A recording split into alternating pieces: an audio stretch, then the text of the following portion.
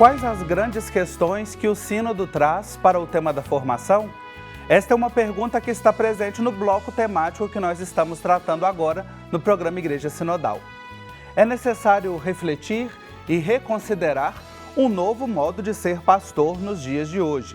Se a reflexão sobre a sinodalidade questiona a nossa atual maneira de evangelizar, a forma como a Igreja responde à realidade contemporânea e, em muitos lugares, aponta para uma renovação urgente, e isso é ainda mais relevante na maneira como nós enxergamos o ministério ordenado. Para conversar sobre este tema e ajudar a responder esta pergunta inicial, eu recebo Célia Soares e Padre Pedro Igor Leite. Célia Soares de Souza, cristã leiga, mestre e doutoranda em teologia, integra o Conselho de Leigos e Leigas da Diocese de Guarulhos e do Regional Sul 1 e é assessora da Comissão Episcopal para o Laicato da CNBB. Célia, seja muito bem-vinda mais uma vez à Igreja Sinodal, uma alegria recebê-la. Olá, é uma alegria também estar aqui com vocês para essa conversa. E o Padre Pedro Igor Leite é professor de Teologia da Unicap, em Recife, e reitor do Seminário de Filosofia da Diocese de Garanhuns, em Pernambuco. Padre Pedro Igor, uma alegria também recebê-lo mais uma vez aqui no programa. Bem-vindo. Obrigado, Marcos. É uma alegria poder contribuir de alguma forma, pensando os caminhos sinodais da nossa igreja. Uma alegria estar com Célia também. Obrigado. Bom, quero começar aqui esse programa, pensar para onde vai a nossa formação diante daquilo que o Sínodo sobre Sinodalidade nos aponta. Eu quero começar ouvindo a Célia e a partir do seu lugar na igreja, Célia, mulher cristã leiga, e que está envolvida em vários processos. Você também participou da etapa continental do nosso sínodo. De que maneira que você tem olhado para a formação presbiteral, para os caminhos que o sínodo nos aponta? Uma questão bastante desafiadora e nós precisamos enxergar com bastante cuidado, porque ela traz muitos elementos, sobretudo a partir daquilo que o próprio documento, né, que é a Ratio Fundamentalis, apresenta nos seus vários aspectos, daquilo que prevê da formação, seja desde os seminários e toda a participação do quanto a comunidade e, sobretudo, a presença de cristãos leigos e leigas e mulheres poderiam contribuir nessa formação. Então, fazendo aqui um alargamento, né, comparando um pouco com a formação para o laicato, nós temos as várias publicações, temos as várias publicações pela própria CNBB e também no Magistério da Igreja como um todo, mas que ainda é muito pouco conhecido e com poucas oportunidades, eu diria assim, de uma formação mais integral e uma formação permanente. Então, isso há uma contraposição, eu diria assim, de propostas de formação.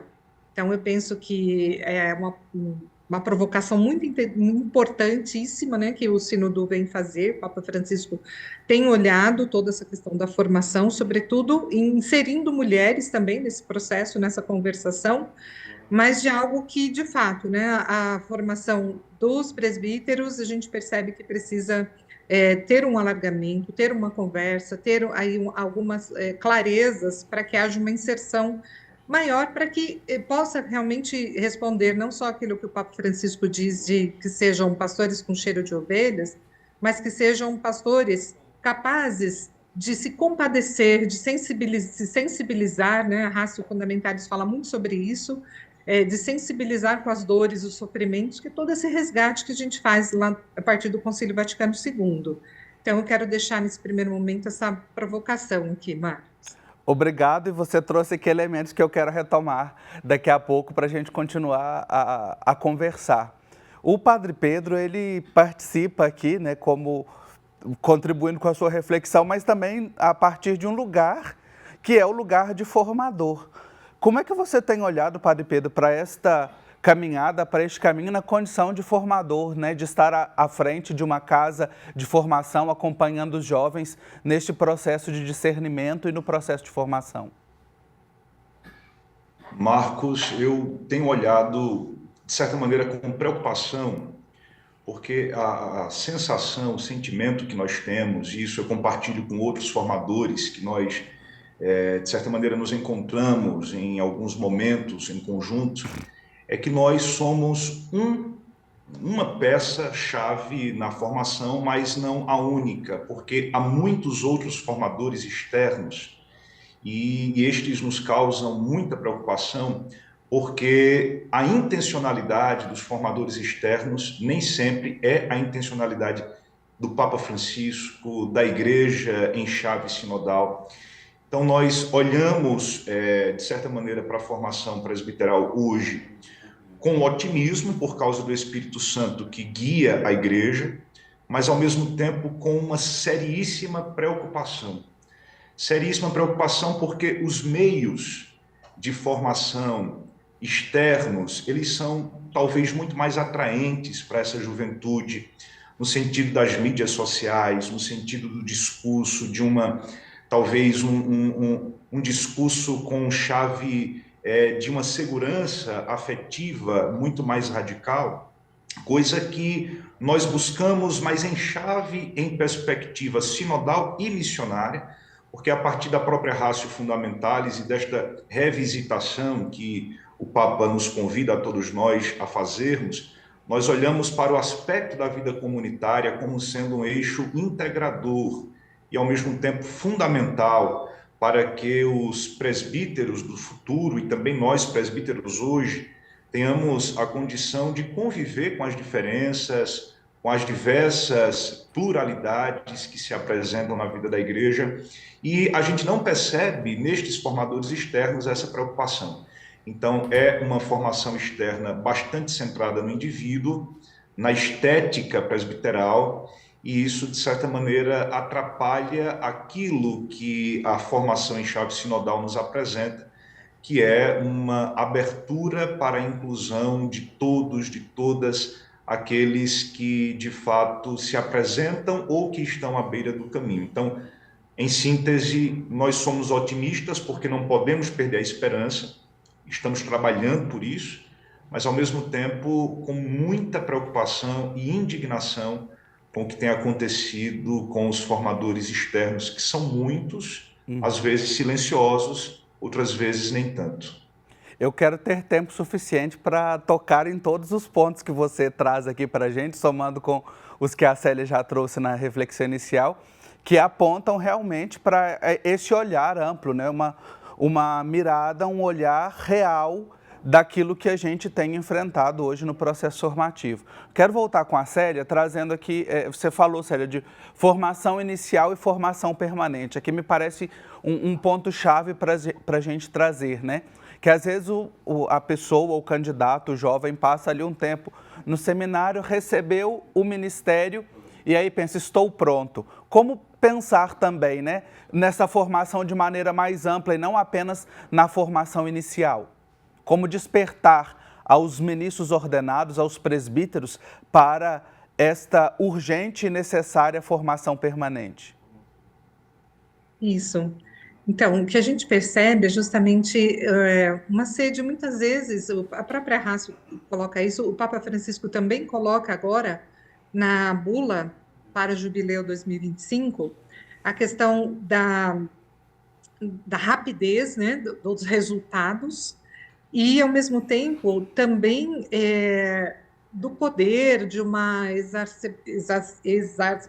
exacerbado, né, assim, desejo de se mostrar a partir, seja das suas vestes, seja através de cargos, muitas vezes, esquecendo que essa formação é uma formação enquanto povo de Deus, essa pessoa faz parte do povo de Deus, o seu ministério é um ministério para uma caminhada rumo ao reinado de Deus, onde todos e todas, cada um no seu ministério, vai contribuir também com essa grande presença, com as suas experiências, com seus testemunhos, e cada vez mais que nós nos distanciamos desses elementos, aí é onde aparece o clericalismo, que o Papa Francisco vai chamar de uma doença para esses tempos. Então, fica muito mais centrado na questão do dinheiro, na questão do poder, na construção de grandes templos.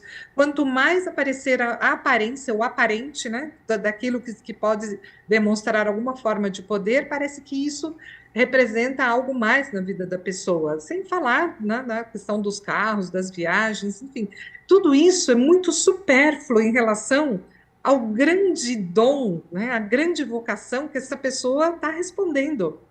Então, veja, o que é importante? Uma convivência com a comunidade, desde as comunidades de base, desde a leitura orante, desde a participação nas liturgias, nas várias liturgias comunitárias, a participação frequente, né, em formações, junto com o povo. Então, eu acho tão bonito, cada vez que um sacerdote participa com a comunidade e depois consegue traduzir aquilo que ouviu, aquele testemunho, numa pregação, a comunidade vai responder com muito mais força, com muito mais vigor, do que um discurso muitas vezes tão distante. Então, o que eu penso assim, é uma participação frequente nas formações, sobretudo junto com o povo, levando com o povo de Deus outros novos elementos, caminhando em comunhão com a igreja, né, com as suas igrejas, seja igreja no Brasil, igreja agora, né, com o Papa Francisco, lendo os documentos, retomando o Concílio Vaticano II com muita força, para que a gente, de fato, consiga fazer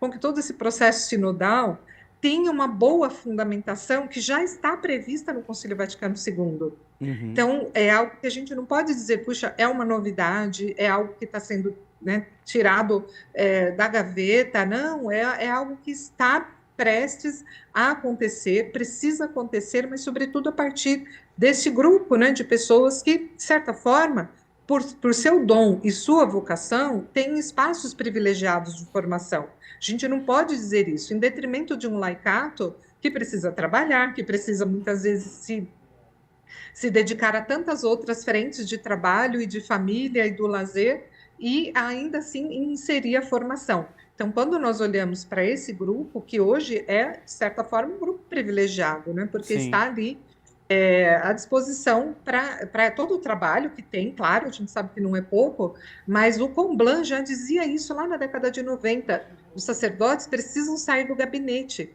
né? Precisam, de fato, se enfronhar, precisam participar da vida do povo. Eu penso que sim, tem uma formação acadêmica, tem uma formação permanente, mas é uma formação que se faz na caminhada com o povo de Deus. Não tem outro jeito para conseguir falar a linguagem, chegar no coração, perceber a sensibilidade, os sofrimentos desse povo de cada dia, senão cada vez mais vai ser uma linguagem distante.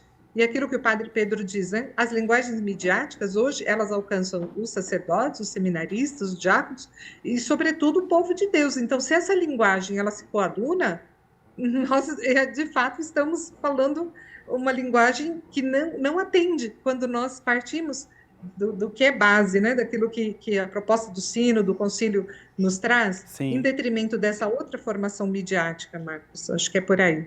Maravilha, Célia. Nós vamos fazer um intervalo bem rapidinho e já eu continuo essa conversa sobre o tema da formação, para onde o Sínodo está apontando. Espero você, até já.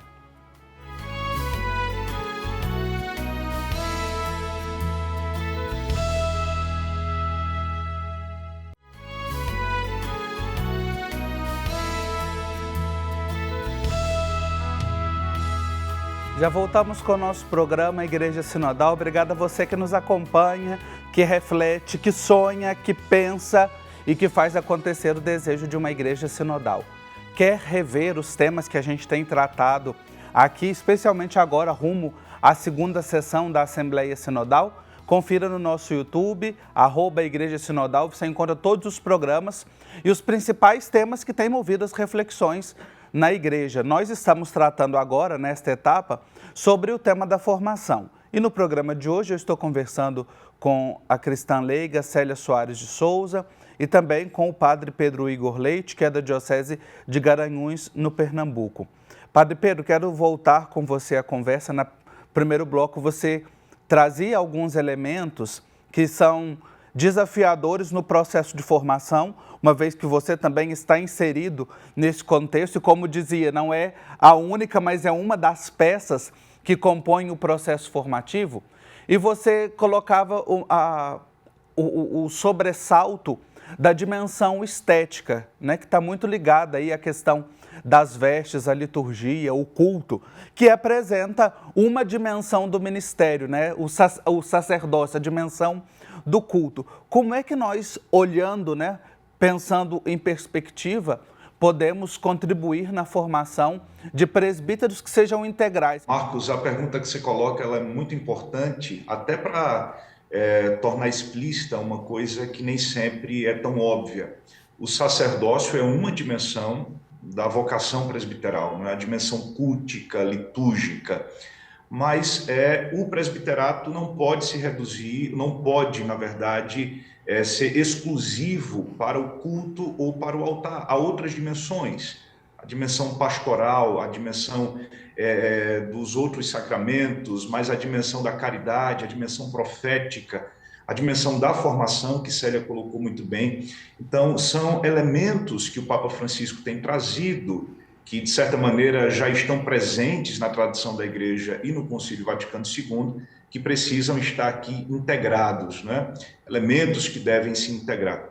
Mas eu acho que a grande contribuição é nós percebermos que há aqui uma crise de identidade em torno de dois aspectos que eu acho fundamentais. Essa crise de identidade, obviamente, advém de uma cultura onde estamos inseridos, onde temos, de fato, crises de identidade. Mas eu penso que nós estamos com crise de identidade em dois aspectos fundamentais. Primeiro, no aspecto da eclesiologia. Nós precisamos nos perguntar para qual igreja nós estamos caminhando, ou de onde partimos, qual é o lugar fundamental onde nascem essas vocações, as comunidades. As vocações não têm nascido mais na comunidade de base, com acompanhamento do povo de Deus, mas o lugar original dessas vocações são lugares afetivos, lugares que, de certa maneira, não têm uma incidência pastoral ou uma comunidade concreta de inter-relações, de perspectiva ou sensibilidade social. Então, eu acho que aqui, de maneira muito distinta, nós precisamos voltar a uma identidade eclesial, a eclesiologia do Concílio Vaticano II, o modelo eclesial do Concílio Vaticano II. Porque se a gente não faz essa pergunta, a gente está formando presbíteros para qual igreja? Se cada um monta a sua igreja com as suas intenções ou com os seus desejos interiores e subjetivos, a gente entra numa Babilônia. Mas depois, uma outra pergunta fundamental é qual presbítero? Qual o modelo de presbítero? E o Papa, junto com o Sínodo, por isso que toda a escuta sinodal nos encaminha nessa direção, tanto o Papa quanto o Sínodo, formando este grupo sinodal na escuta do Espírito, nos apontam para uma igreja, para presbíteros, como Célia disse, sem uma novidade aparente, mas aquilo que já está desenhado no Vaticano II. Então, uma eclesiologia e um modelo presbiteral que já estão condensados no Concílio Vaticano II. Eu penso que é esta a grande perspectiva que precisamos redescobrir. Uhum. Trazendo aqui um elemento importante que você toca, Padre Pedro, que é a questão da comunidade, que a Célia também tocou na resposta dela. Célia, você que, assim como eu, somos cristãos leigos, estamos envolvidos na vida pastoral, em diversas atividades. Como é que nós, comunidade, podemos abraçar este tema da formação, uma vez que também não estamos só em modelos tradicionais de formação de comunidade, mas pensando na responsabilidade e no papel da comunidade na formação dos presbíteros, na formação inicial e na formação permanente. Queria que você ajudasse, quem está em casa, que participa de uma comunidade, como é que pode ajudar também nesse processo? Essa pergunta ela é muito boa, ela é desafiadora e, ao mesmo tempo, aquece o coração, pelas várias experiências que nós temos tido com padres da caminhada, com sacerdotes que, no início da sua caminhada, buscam, de alguma forma, a escuta, porque é preciso voltar. Eu acho que, quando a gente diz, precisa voltar para o Concílio Vaticano II, há um passo além ainda, que é voltar ao primeiro amor, voltar às fontes. Olha, quando os Atos dos Apóstolos dizem, veja como eles se amam. Então, uma comunidade que se escuta, uma comunidade que está disposta a investir, né, o tempo, vamos dizer assim, porque não perder tempo, mas estar juntos ali, escutando de fato os testemunhos, as expectativas, e esse processo sinodal, ele vem trazer justamente muito forte essa questão da escuta. Então, eu penso que um ponto fundamental é encontrarmos espaços, e temos feito algumas experiências nesse sentido, em detrimento de outras não tão muito felizes, assim, onde muitas vezes a decisão já vem pronta e magoa e tudo mais, mas é acreditar nisso, é acreditar a partir das sementes boas que estão sendo lançadas, estão germinando. Jesus já dizia isso na parábola, né? Tem lá a semente que foi comida, ou outra morreu no asfalto. Eu acho que as nossas experiências, elas vão também assim, mas tem aquela que dá fruto 100 por um. Então, eu penso que nós focamos nessas experiências boas de partilha, que são pequenos grupos, nós vamos ser sempre o resto de Israel, mas eu penso que a gente não pode desanimar, né? Uma roda muito bacana aí que está acreditando, voltando na experiência bíblica, sobretudo, né? Voltando a esse primeiro amor, que depois é resgatado no Concílio Vaticano II. Então, são essas as assembleias, né? Foi uma decisão muito, na minha posição, muito acertada do Papa Francisco, porque da Assembleia Eclesial Latino-Americana nós tivemos várias outras rodas de conversas de pessoas que a gente nem conhecia, de pessoas que nós tivemos acesso, onde a troca de experiência foi muito boa, a nível de América Latina, a nível de Brasil, continuamos, e buscando também essa mesma oportunidade nas nossas comunidades. Por outro lado, também Jesus dizia, se não te acolherem bem, não leve nem a poeira dos pés. Então, eu penso que, assim, é uma forma de dizer que nós não vamos desanimar, não vamos parar naqueles desafios, naquelas dificuldades, mas sim protagonizar aquelas que dão certo, com quem quer continuar essa caminhada e trazendo cada vez mais pessoas para essa roda, né, para essa formação, que é uma formação permanente, integral, necessária, que nós, sobretudo, do Conselho Nacional do Laicato do Brasil, temos investido bastante com projetos de formação, muito baseado aí no magistério e também no Vaticano II, na Palavra de Deus, na doutrina social da Igreja, e nós acreditamos muito nesse projeto, que vão formando aí um laicato que pode e deve e quer, né, sobretudo que quer fazer esse trabalho de comunhão, de sinodalidade nas suas bases. Então, para mim, assim, é muito forte isso, né? Porque, Sim. como dizia, é um desafio, mas tem uma esperança muito grande. E é por isso que nós depositamos a nossa esperança neste caminho. Verdade, caminhar sempre com esperança. Eu disse que eu queria ter tempo suficiente para abordar todos os elementos que vocês apresentaram, trouxeram aí nas contribuições, mas infelizmente o nosso tempo vai chegando ao fim e eu quero agradecer muito a participação dos nossos convidados e começo agradecendo ao Padre Pedro Igor Leite, da Diocese de Garanhuns, no Pernambuco. Ele é formador, professor universitário. Padre Pedro, obrigado pela sua participação neste programa. Eu que agradeço, Marcos, pelo convite, agradeço a companhia da nossa amiga Célia. Nós temos uma responsabilidade, e essa responsabilidade nos faz ser inquietos, né? Nós precisamos, de fato, contribuir ao nosso jeito, com a nossa possibilidade para uma igreja sinodal. Um abraço. Obrigado, outro para você. Querida Célia Soares de Souza, cristã leiga, doutoranda em teologia e que também assessora a comissão para o laicato da CNBB. Obrigado pela sua participação e reflexão aqui no programa de hoje. Gratidão, Marcos, gratidão, Padre Igor, uma satisfação estar aqui com vocês. E o que eu quero dizer é da importância da participação da mulher, das mulheres, né, em todo esse processo, que o Papa Francisco tem chamado também para escutar muitas mulheres importantes da caminhada, e que nós possamos também multiplicar essa experiência nas nossas dioceses, nossas paróquias, arquidioceses, prelazias, para que cada vez mais uma presença feminina, né, esteja atuante nos espaços de escuta e de decisão. Gratidão, então, para vocês e para todos que nos escutam. Assim seja. E obrigado a você que nos acompanhou nesta reflexão no programa de hoje. Na próxima semana a gente continua olhando com perspectiva, com esperança, com alegria para sermos sempre uma igreja sinodal. Um abraço, até lá.